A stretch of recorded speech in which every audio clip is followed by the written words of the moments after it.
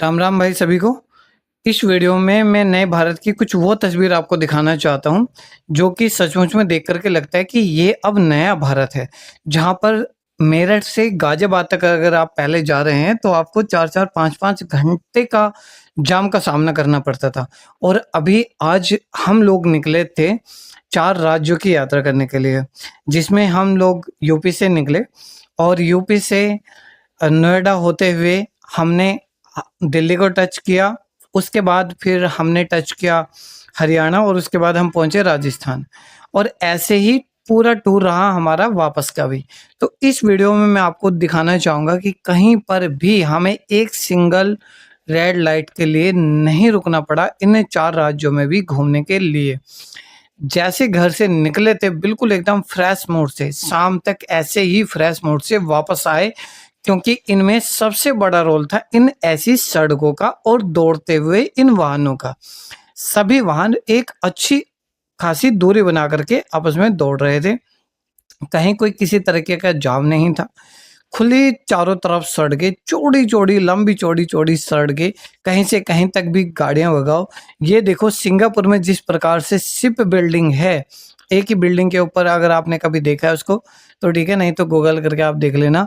उस ही जैसी बिल्डिंगें आपको नोएडा में भी देखने को मिल जाती हैं। सचमुच में जब इन आकाश छूती हुई बिल्डिंगों को देख रहे थे, तो बहुत ही मज़ा आ रहा था। लग रहा था कि सचमुच में यार कि ये भारत की तस्वीर बदल चुकी है और ये सचमुच में नया भारत है। अभी यहाँ से आप देख रहे हैं बराबर-बराबर में कितनी अच्छी बिल्डिंगें हैं, अंडरपास कितने अच्छे हैं। लग रहा था सचमुच में अंडरपास से जाकर के भी कि भाई कहीं अलग ही किसी कंट्री में घूम रहे हैं। जब भी जिधर भी जैसे भी नज़र जा रही थी, उधर ही एक मस्त व्यू बन रहा था। इतना ज़बरदस्त व्यू वहाँ पे सड़कों के ऊपर भी देखने को मिल रहा था कि मन खुश हो जा रहा था, मानो कि अब यहाँ पर घूम करके किसी पार्क में घूमने की आवश्यकता ही ना हो, या हम एक पार्क में ही घूम रहे हो, एक पार्क के अंदर ही अपनी गाड़ी को चला रहे हो। इस तरीके की सारी चीज़ें बहुत ही अच्छी तरीके से डिज़ाइन की गई है। और इस घंटाघर को तो देख कर के लग रहा था मानो कि हम देहरादून में घूम रहे हैं, क्योंकि देहरादून में लाल चौक पर भी ऐसा ही घंटाघर बना हुआ है। बिल्कुल सेम इसी तरह का है और फीलिंग भी ऐसे ही आ रही थी। जैसे ही उससे कुछ आगे बढ़ते हैं तो देखते हैं कि जिस बिल्डिंग को हम बहुत ऊँचा अभी पीछे समझ रहे थे, ये सामने वाली बिल्डिंग तो उससे भी कहीं ज़्यादा और ऊँची थी और आकाश को छू रही थी। जितनी दूर से अभी आप इसको देख रहे हैं, ये काफ़ी किलोमीटर दूर से बहुत ज़ूम करके लिया गया हुआ एक फ़ोटो था। जैसे-जैसे हम इसके पास में जाते जाएँगे तो तब हमें पता चलेगा कि सचमुच में ये तो आकाश को ही छूती हुई बिल्डिंगें आपके ग्रेटर नोएडा, आपके उत्तर प्रदेश में बन रही है। सचमुच में गुड़गाँव को तो छोटा सिंगापुर कहा ही जाता है। अगर इसको भी लंदन कहा जाए तो कोई अतिशयोक्ति नहीं होगी, क्योंकि देखने में तो भाई यहाँ पर एक से एक नज़ारे आ रहे थे और जिस प्रकार से गाड़ी दौड़ रही थी, ये अभी आप देख रहे हैं यहाँ से नोएडा और दिल्ली के लिए हम अभी जाने वाले थे। तो अभी कुछ देर में हम नोएडा को बाय-बाय करके नोएडा से एग्ज़िट लेने वाले हैं। और अभी आप आगे देखेंगे कि किस प्रकार से फ्लाईओवर के ऊपर भी कितनी सुंदर-सुंदर पेंटिंग यहाँ पर हो रही थी और यहाँ पे आप देखो कितना अद्भुत नज़ारा था। ऊपर ट्रेन चल रही है, उसके नीचे बस चल रही है, रोड है और इस रोड के नीचे भी रोड चल रही है।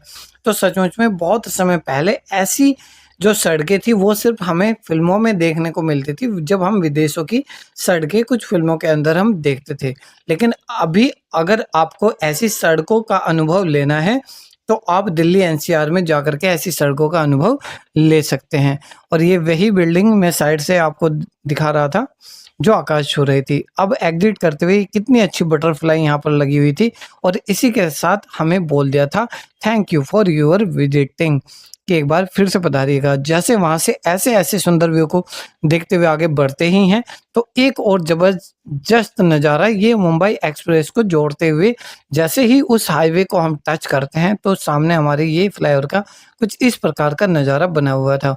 अभी ये जो बॉम्बे एक्सप्रेसवे गुड़गाँव से नोएडा तक जो कनेक्टिविटी दी गई है इसकी, ये उसी की कनेक्टिविटी वाली रोड थी और जब यहाँ पर जा रहे थे तो सचमुच में एक अलग ही नज़ारा, चारों ओर खेत खलियान और एकदम साफ-सुथरा इतनी जंगलों के बीच भी इतना साफ-सुथरा रोड देख कर के एक अलग ही नज़ारा था।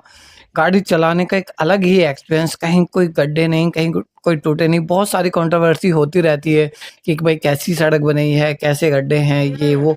तो देखो इतना बड़ा प्रोजेक्ट होता है तो इस तरीके के छोटे-मोटे गड्ढे होना तो लाज़मी है। अगर आप अपने घर की एक छोटी-सी छत भी डलवाते हैं ना, तो कहीं न कहीं मिस्त्री से कोई छोटी-बड़ी गलती उसमें भी हो ही जाती है। ये आप यहाँ पे बोर्ड देख रहे हैं, यहाँ पे वो लगभग यहाँ से 899 किलोमीटर करके कुछ ऐसा था मुंबई के लिए। तो इस हाईवे को हमने छोड़ा क्योंकि अभी हमारा जो टारगेट था वो था राजस्थान भिवाड़ी के लिए।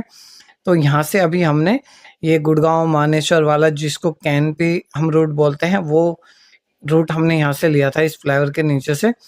तो अभी आप देख रहे हैं इतना समय हमें चलते हुए हो गया लगभग, और अभी कहीं पर भी हमारी गाड़ी ना तो किसी जाम में और ना ही किसी रेड लाइट पर ही रुकी है। इस प्रकार से अब इतना स्मूथ जाल सड़कों का चारों ओर फैल चुका है।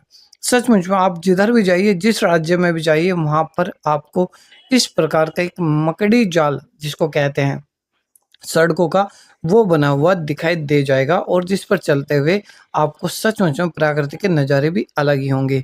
जैसे अभी हमने खेत खलिहानों को पीछे छोड़ा था, तो सामने अभी हम देखते हैं कि कितने सुंदर-सुंदर पहाड़ हमें दिखाई दे रहे थे, और ये उस ही पहाड़ों की ये पूरी श्रृंखला है, जिस पर अभी काफ़ी अरावली पर्वत जो श्रृंखला पर अभी विवाद चल रहा था, जिसको गवर्नमेंट ने सबको बेच दिया और इनको सपाट करने के लिए आदेश दे दिया है। तो सचमुच में देखने में तो ये भाई इतनी ऊँची नहीं लग रही थी। लग रहा था कि ऊँचे-ऊँचे टीले हैं और इनको सपाट किया जा सकता है। बाकी वो गवर्नमेंट और जो भी चीज़ें चल रही हैं वो हमारा पार्ट नहीं है। वो समय-समय के बाद में कुछ चीज़ें पता चलेंगी, जैसे-जैसे समय बदलेगा या जो भी कुछ चीज़ें होंगी। बाकी हम फ़ोकस करते हैं अपने जो भी हमारा एम है अपना उस पर, और भाई देखो गाड़ी चलानी चाहिए और उसका ध्यान भी रखना चाहिए। काफ़ी भटकने नहीं, मतलब रास्ते में नज़ारे आते हैं, सुंदर-सुंदर नज़ारे आते हैं, प्रभाव आते हैं, तो उन प्रभावों से प्रभावित नहीं होना चाहिए। तो ये देखो भाई सचमुच में ना एक अद्भुत ही नज़ारा था पूरे दिन का, कि किस प्रकार से यहाँ पे बिल्कुल बिना किसी तरह के डिस्ट्रैक्शन के, बिना किसी तरह की रुकावट के, बिना किसी तरह के जाम के, हम लोग कितना स्मूथली अपनी मंजिल की ओर बढ़ रहे थे। तो फाइनली जहाँ पर हमें पहुँचना था, ये हम अपने फ्लैट पर पहुँच चुके थे भिवाड़ी वाले, और ये हमारे फ्लैट की यहाँ से एंट्री, आशियाना ग्रुप है ये भिवाड़ी का। तो सचमुच में यहाँ पे भी आने के बाद ना एक अलग ही नज़ारा है। रहते तो हैं लोग और एक डिसिप्लिन लाइफ जीते हैं इस तरीके के माहौल के अंदर आकर के। तो भाई ये आशियाना का बहुत ही अच्छी एक सोसाइटी बनी हुई है यहाँ पर।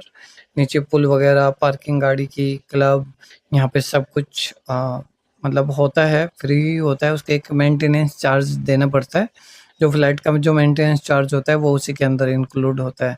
बट यहाँ का भी एक अलग ही नज़ारा होता है। रात में आप जा सकते हो, दिन में भी जा सकते हो नहाने के लिए, बट रात में ही जाते हैं। यहाँ पे एक ऑफिशियल मीटिंग थी, वो कंप्लीट करने के बाद फिर हम निकल चुके थे वापस गुड़गाँव के लिए।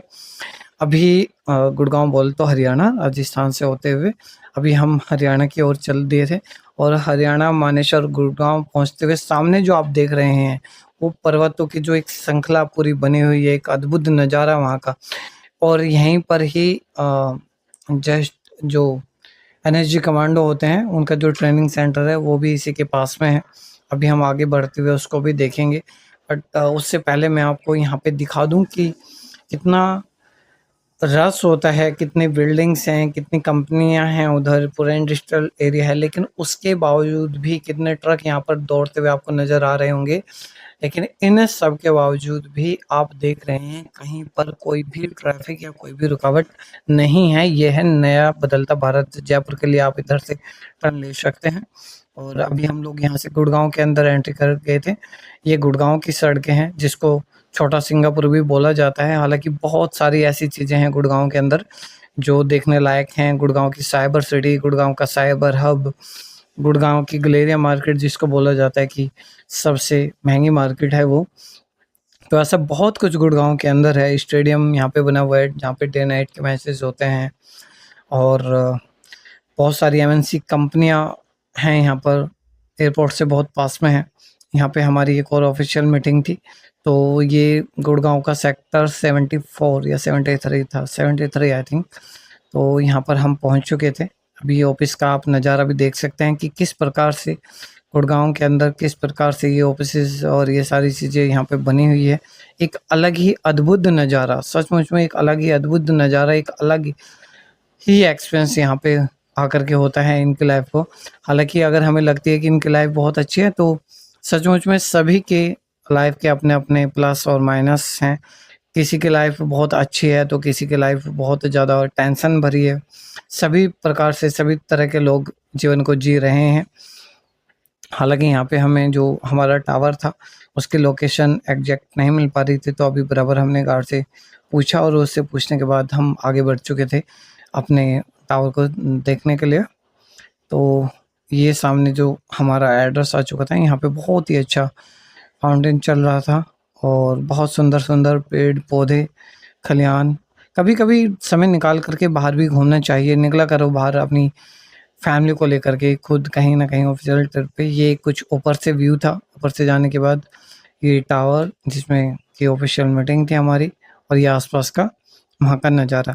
यहाँ से ये सभी मीटिंग डन करने के बाद में वापस से हम निकल चुके थे, जो द्वारिका एक्सप्रेसवे है उसका नज़ारा लेने के लिए, क्योंकि इसको बोला जाता है कि जिस लेवल की सड़कें यूएस से अमेरिका में है, उस लेवल की सड़कें अब हमें हमारे दिल्ली, गुड़गांव, दिल्ली एनसीआर में भी देखने को मिल जाती है। और जिसमें से ये जो द्वारिका एक्सप्रेसवे है, इसका एक्सपीरियंस तो बहुत ही अलग है भाई, बहुत ही ज़्यादा अलग।